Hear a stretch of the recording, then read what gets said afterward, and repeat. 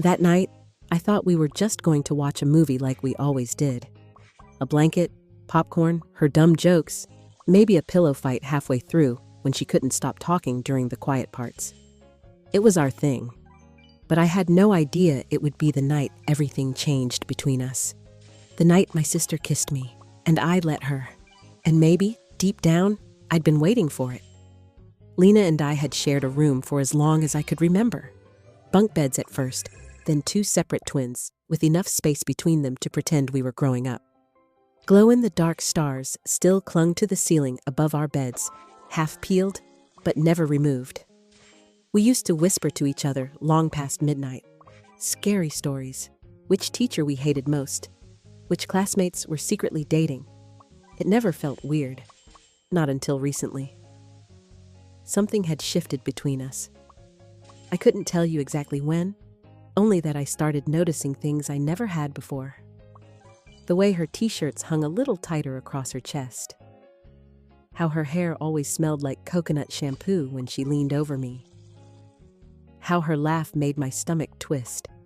Not with annoyance, but something far more complicated. Maybe it started last summer, when she stopped calling me brat and started calling me heartbreaker. Or when her hugs lingered a second too long. Or when she said, "You're way too pretty to hide behind that hoodie all the time." It wasn't just sisterly teasing anymore, it was sharper. Loaded. Like she was testing the edges of something neither of us wanted to admit existed. She was always the bold one.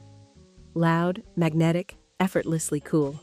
The kind of girl who could say the most wildly inappropriate thing and then deflect with a smirk so disarming, you weren't sure whether to punch her or laugh. She did that with me too. Only lately, it felt intentional. Like she was pushing my buttons to see if I'd push back or pull closer. That night was quiet. Our parents had gone to bed early, the house dim except for the flickering light of the TV across the room. We were sprawled out on opposite ends of the couch, legs tangled under the blanket like always. The rom-com playing on screen faded into background noise. We weren't watching it, not really. At one point, she shifted and looked at me over her shoulder, smirking. "Have you ever practiced kissing?" I blinked. "What?" Lena laughed. "Like, on your hand, or with a pillow. Don't lie. I know you have." I rolled my eyes, grabbing a piece of popcorn. "Why do you care?" She stretched, arching her back slightly, her t-shirt rising just enough to show the skin above her shorts. "Because you gotta be smooth when it happens. Girls like that soft, slow stuff." I turned back to the TV, heart suddenly thudding in my chest. "I'm good, thanks." She nudged me with her foot. "Come on, wanna practice with me?" I froze. "What?" "I'm just saying," she said lightly.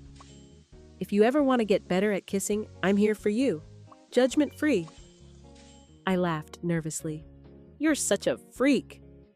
"Seriously," she said, eyes glittering with something I couldn't name. "I promise I won't bite. Unless you like that." I stared at her, unsure whether she was joking. She stared back, and that was the part that messed with me. Because she didn't look like she was laughing anymore. "You're kidding," I said, voice quieter now. She hesitated a second too long. "Sure, of course." I looked away. "Good night, Lena." She didn't respond right away. Then finally, a soft night. But the silence that followed wasn't normal. It was thick, heavy, charged like a storm hovering just above our heads. I lay there for hours, unable to sleep. My skin was hot, my thoughts louder than the ticking wall clock. I kept replaying the moment over and over. Her voice, her expression, the pause before she said, "Sure." Like it wasn't a joke, like she'd meant it. I hated how much I thought about it. Hated how much I wondered what would have happened if I'd said yes. What if she leaned in, slow and careful, and I didn't pull away? What if her lips touched mine and it felt like everything in me finally snapped into place? She was my sister. That should have been enough to kill the thought right there. But it wasn't. It lingered, festered, grew. Lena had always been tactile.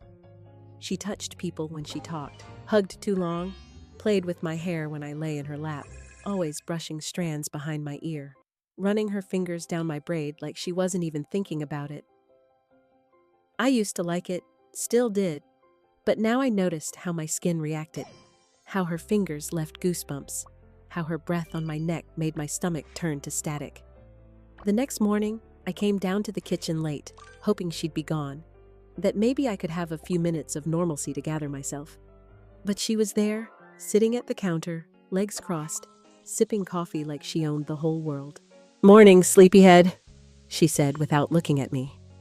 I muttered something, grabbing a glass of juice just to keep my hands busy. "You okay?" she asked, finally glancing over. I nodded. "Fine." Her eyes narrowed slightly. "You sure?" "Yeah. Because you're acting like I murdered your cat." I gave her a tight smile. "Just tired." She slid off the stool and stepped in front of me, her expression unreadable. "Look, about last night." I looked up at her. She scratched the back of her neck. "I was just messing around. You know I joke too much." "Right. I didn't mean to make things weird." I nodded. "It's fine." But it wasn't, and I could see it in her eyes. She didn't believe it either. I moved past her, too aware of how close we were, too aware of the way her fingers twitched like she wanted to grab my wrist. "Hold me there. Make me say something real." But I didn't. Instead, I went back to our room, closed the door behind me, and leaned against it with my eyes shut tight. She said it was a joke, but the tremble in her voice told me otherwise. And deep down, I didn't want it to be. The thing about pretending is that you can't keep it up forever. Eventually, your face cracks, your voice falters, your eyes betray what your words are trying to bury. I tried so hard to act normal around Lena after that night. I told myself it was just a dumb, late-night joke. Just another one of her playful jabs. But the second she stood too close, or brushed past me, or looked at me like she wanted to say something she couldn't, I remembered, and pretending got harder, especially in the kitchen. I always thought the kitchen was neutral territory, a safe zone. Nothing intimate ever happened there. It was where we made coffee, stole snacks, talked about shows. But lately, even that space felt different. It started to carry the weight of the things we didn't say. That morning after, Lena kept floating around the house like nothing was wrong. She sang while brushing her teeth, danced through the living room while vacuuming, and made eggs like it was just any other weekend. I avoided her the best I could. I sat on the couch with a book I wasn't reading, earbuds in, hoping she'd take the hint. She didn't. Instead, she plopped down next to me, flinging her leg over mine like she always used to. But now it felt different, charged. I tensed, and she noticed. "What's your deal?" she asked, taking one of my earbuds out. I shrugged. "Nothing." "You're being weird." I kept my eyes on the page. "So are you." She leaned in. "Still mad about the joke?" I hesitated. "You said it was nothing. So, it's nothing." She didn't reply, just leaned back again, lips pressed into a thin line, eyes scanning me like I was a riddle she was tired of solving. That night, the house creaked with quiet. Our parents had gone out for dinner with friends, leaving us home alone again. Lena made pasta and set the table like we were having a real dinner, not just two girls trying to avoid the elephant in the room. "You're quiet," she said as we ate. I stabbed a piece of garlic bread. "So are you." She sipped her juice. "Are we seriously gonna pretend this isn't happening?" I froze. "What is this?" Lena set her glass down gently, then leaned her elbows on the table, studying me. "You know what I mean." I didn't answer. "I can feel it," she said softly. "You can too."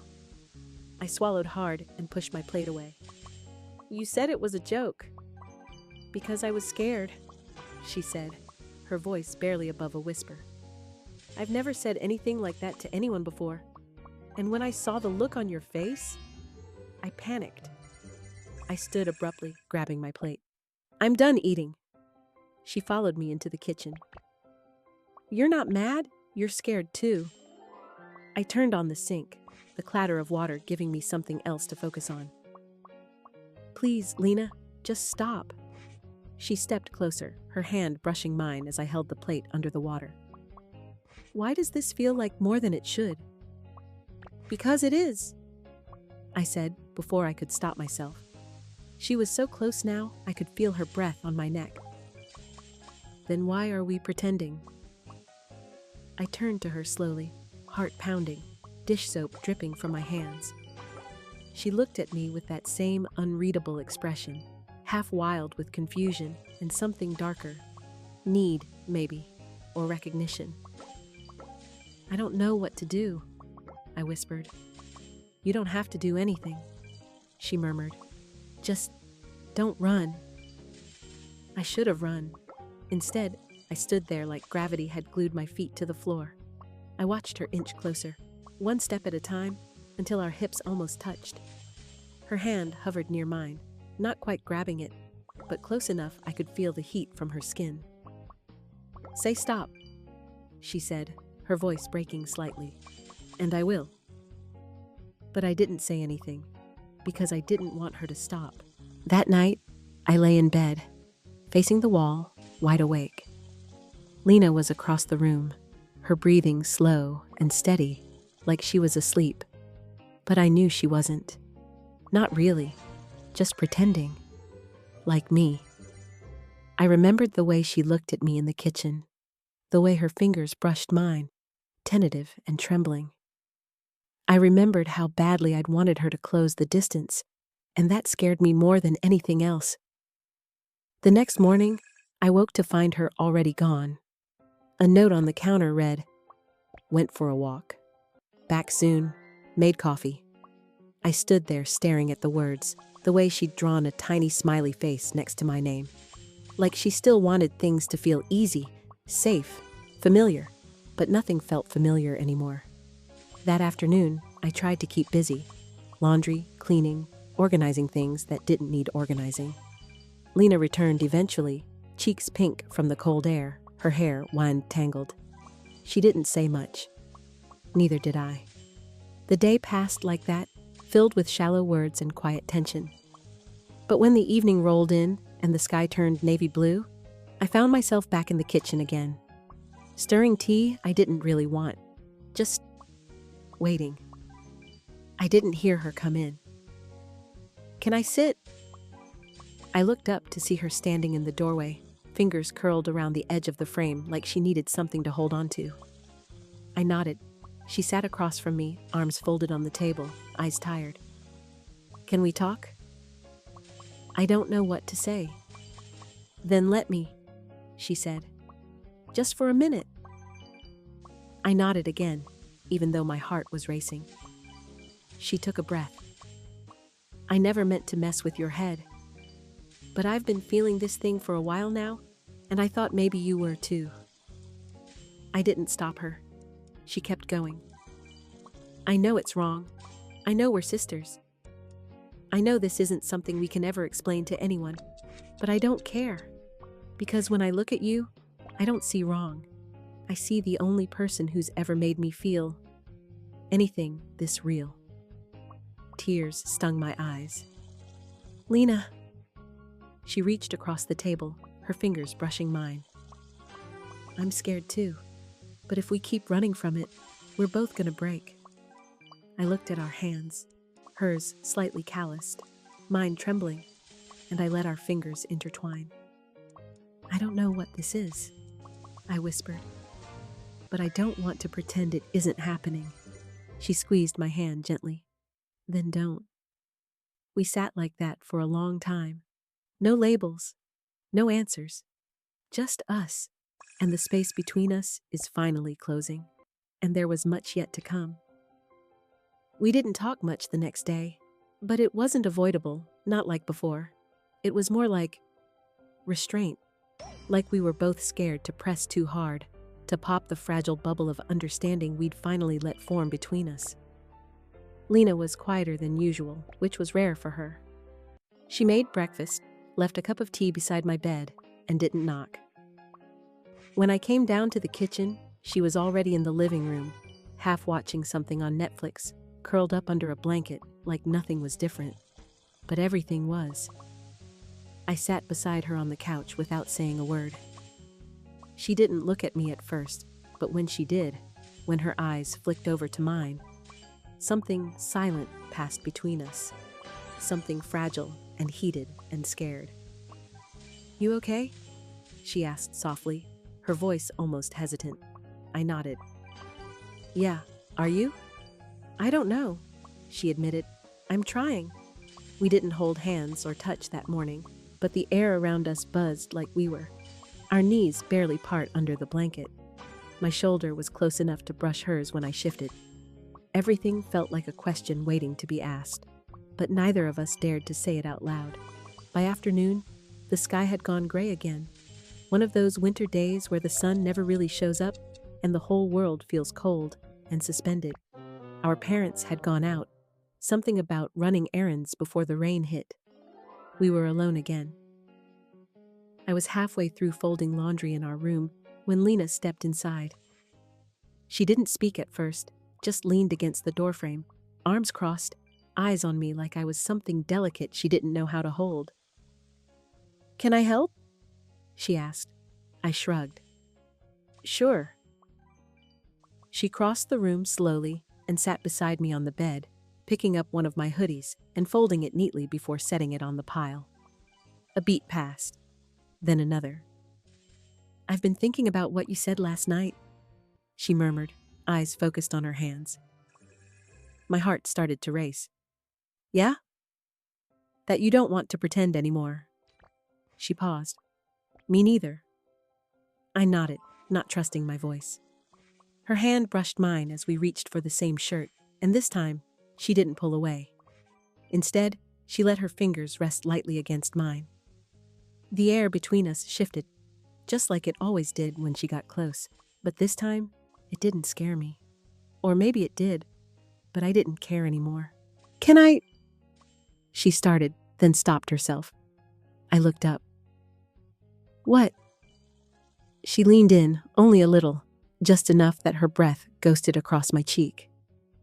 "Can I kiss you?" My pulse thudded loud enough I was sure she could hear it. I nodded slowly, and then she kissed me. Not fast, not greedy, just softly, carefully. Her lips brushed mine like she was afraid of breaking me, but her hand cupped the side of my face like she'd been waiting to do this forever. I froze at first, overwhelmed by the heat rushing through me, the shock of how good it felt. But then I kissed her back. My hand found her wrist, gripping it tightly, not to push her away, but to anchor myself. Her other arm slipped around my waist, pulling me gently closer, and I let her. I let everything melt away, the fear, the guilt, the rules, and just let myself feel. When she pulled back, our foreheads touched, breath mingling in the still air. "I've wanted to do that for so long," she whispered. My throat tightened. "Then why didn't you?" "Because I was scared it would ruin everything." I looked at her, really looked. Her cheeks were flushed, her lips slightly parted, eyes wide and full of something raw. "It didn't ruin anything," I said. "Not for me." A silence settled between us, but it wasn't uncomfortable. It was full, charged. She reached out and brushed a strand of hair behind my ear, fingers trailing down my cheek. "Can I touch you?" she asked quietly. "I mean, really touch you." I didn't answer with words. I just nodded, heart thudding, body trembling, and leaned back against the pillows, watching as she crawled beside me, her hands moving with the kind of reverence that made my chest ache. She didn't rush. Her fingers slid beneath the hem of my shirt, tracing along my waist, slow and deliberate. I gasped at the first contact, my skin lighting up beneath her touch. "You're so soft," she whispered, like it was a secret. I bit my lip, eyes fluttering shut as her hand slid up, warm and careful, exploring every inch of me like she was learning a language only we spoke. Her lips followed, kissing down my throat, across my collarbone, and back up to my mouth, where she lingered the longest. There was no shame in it, no guilt, just heat and closeness and breath. Eventually, she pulled back, her hand still resting gently on my hip, her face buried in the crook of my neck. "I don't know where this goes," she murmured. "Me either," I said, "but I don't want it to stop." She kissed me again, slower this time, more certain. And at that moment, I didn't care what it meant, or what came next. Because for the first time, I felt completely seen, completely wanted. By her. The night it finally happened didn't feel like a movie.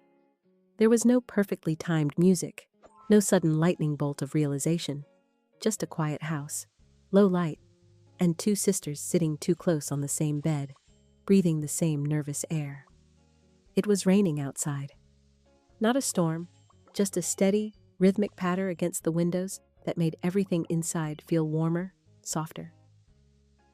Our parents had gone out again, some last-minute anniversary dinner they almost forgot about. Lena and I were supposed to be doing nothing. Homework, maybe. Scrolling TikTok, the usual. But instead, we were tangled up in silence. She was lying on her side, propped up on one elbow, watching me. I was cross-legged, scrolling aimlessly through my phone, not reading anything I saw. Her eyes hadn't left me in over 10 minutes. I could feel them on my skin. "You're nervous," she said softly. I looked up. "No, I'm not." She gave me a slow, knowing smile. "Liar." My fingers tightened around the phone. "I don't know what I'm doing." "You don't have to," she said, sitting up. Her voice was so calm it made me dizzy. "We don't have to figure everything out tonight." I swallowed. "But we already crossed the line." "We've been dancing around that line for months," she replied. "We just finally stopped pretending it wasn't there." I didn't know how to argue with that, because it was true. The looks, the teasing, the accidental touches that lingered. All of it had been building to something, and now it was here, sitting in the space between us, asking to be touched. Lena reached forward, brushing her fingers along my forearm. I sucked in a quiet breath. Her thumb stroked slow circles on my wrist, and I hated how much I needed that. How much I craved her hands on me now. "I think about you all the time," she whispered. "Lena, I know it's wrong," she said quickly. "I know what people would say. But when it's just us, when we're here, like this, it doesn't feel wrong. It feels like the only thing that makes sense." I stared at her, heart pounding. "What if we ruin everything?" She leaned in, eyes searching mine. "What if we don't?" She kissed me before I could answer. This time, it was different, deeper, hungrier. All the restraint we'd tried to cling to finally shattered, and we clung to each other like we'd waited years for this exact moment. Her hands cupped my face, then slid down my neck, across my back. She pulled me into her lap, and I straddled her without thinking, legs trembling, fingers burying themselves in her hair. Her lips moved like they knew my rhythm already, like her mouth had been shaped to fit mine. I moaned softly into the kiss, unable to hold it back. She didn't stop. Her hands explored, careful, reverent, determined. My shirt lifted inch by inch, exposing skin that prickled with every touch. She laid me down gently, her body following mine, her breath shaky against my cheek. "Tell me if you want me to stop." "I don't," I whispered. "I really don't." She kissed down my neck, each one slower than the last. Her hand found the curve of my waist, and I arched toward her, needing more, needing everything. My nerves were gone now, burned away by the way her body fit against mine. "God, you're beautiful," she murmured. "So are you," I said, not even thinking. Our clothes came off slowly, carefully, like we didn't want to startle the moment. My shirt hit the floor first, then hers. I traced the lines of her collarbone, the soft slope of her shoulders. She leaned into every touch like it fed her. There was no hesitation anymore, no second guessing. Just skin on skin, lips meeting over and over again, hands learning each other's edges. She kissed every inch of me, and I let her, my body trembling beneath her as she explored everything I had never shared with anyone else. When she finally settled between my thighs, her touch was both reverent and possessive. I gasped, my back arching off the mattress, a moan slipping past my lips before I could bite it down. She whispered my name against my skin like a prayer, like a promise, like she already knew how deep she'd gotten into me. We moved together like we'd done this 100 times before, like our bodies already knew the choreography. It wasn't just lust. It was something fuller, messier, overwhelming, something that left my heart aching and my eyes wet even as I clung to her with everything I had. Afterward, we stayed tangled together, our legs still intertwined, our bodies slick with sweat, the room thick with the scent of us. The only light came from the hallway now, casting soft gold across her bare back as she rested her head on my chest. "I didn't know it could feel like that," I said quietly. "Me neither," she whispered. "But I've never wanted anything more." I ran my fingers through her hair, listening to the way her breathing started to even out.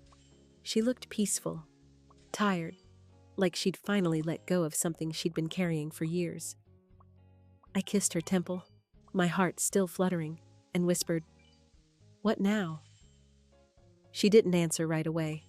Then softly, she said, "I don't know, but I want to find out, with you." And for once, that was enough. I didn't need a plan.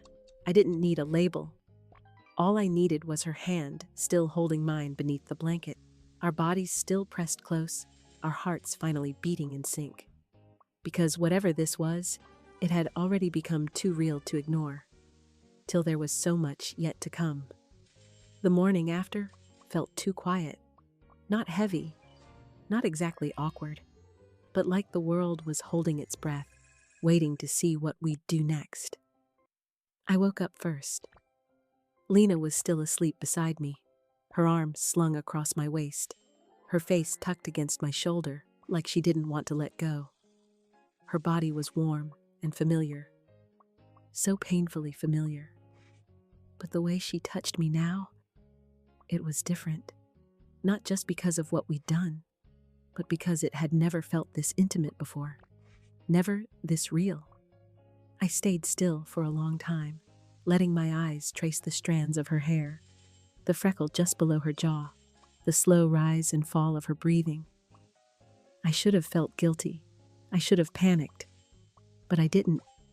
All I felt was peace and a flicker of dread for the moment she'd open her eyes and we'd have to talk about it. When she finally stirred, she blinked up at me like she'd forgotten where she was. Then she smiled. "Hey," she whispered. "Hey." A beat passed. Neither of us moved. Then she tucked a piece of my hair behind my ear and said, "You stayed.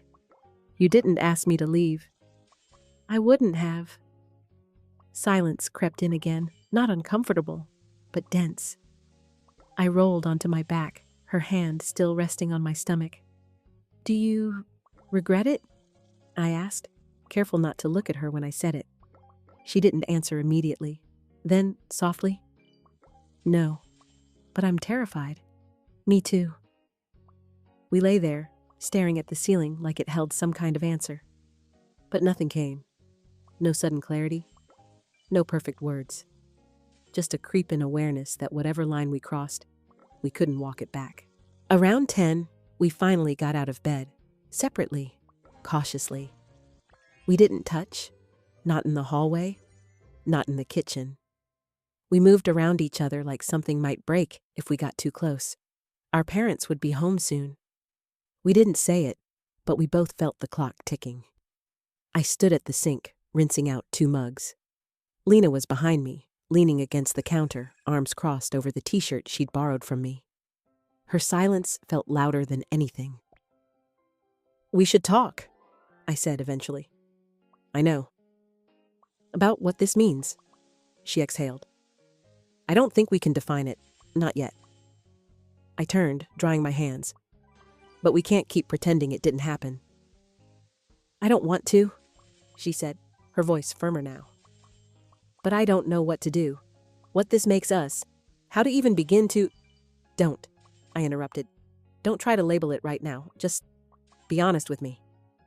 She stepped closer. "Okay. Was it just a one-time thing?" "No," she said without hesitation. "Not for me." I nodded, heart racing. She reached out and took my hand. Her fingers were cold. Mine were shaking. "I've loved you for so long," she whispered. "Not in a normal way. Not in the way sisters are supposed to. I thought it would pass, that I'd grow out of it. But the older you got, the worse it got. And then you started looking at me differently, and I just couldn't pretend anymore." I blinked fast, trying to swallow the lump rising in my throat. "Why didn't you tell me sooner?" "Because I didn't want to be the reason you broke." "You didn't break me," I whispered. "You woke me up."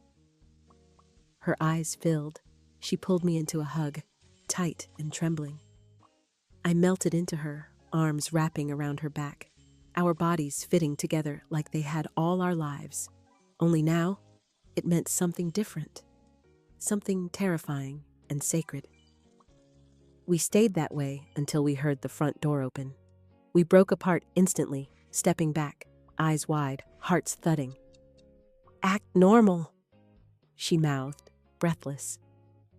I nodded, stepping toward the coffee pot like I hadn't just been wrapped around her minutes ago.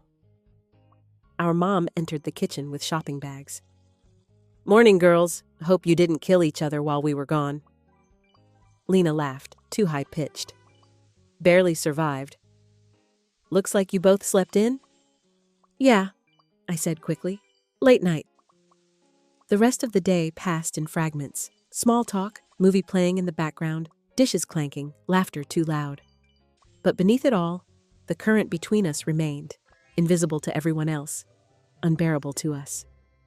That night, we stayed in our own beds. The space between us stretched wider than ever before. But I couldn't sleep. Not because of guilt, but because I needed to know if she still meant it. If we'd wake up tomorrow, pretending again. If she'd look at me and see something she wasn't allowed to want. Around 2 a.m, I heard her shift. Then the whisper of sheets, the creak of the floor. My heart jumped. She stopped at the edge of my bed. "I can't sleep," she whispered. "Me neither." She climbed in beside me slowly, careful.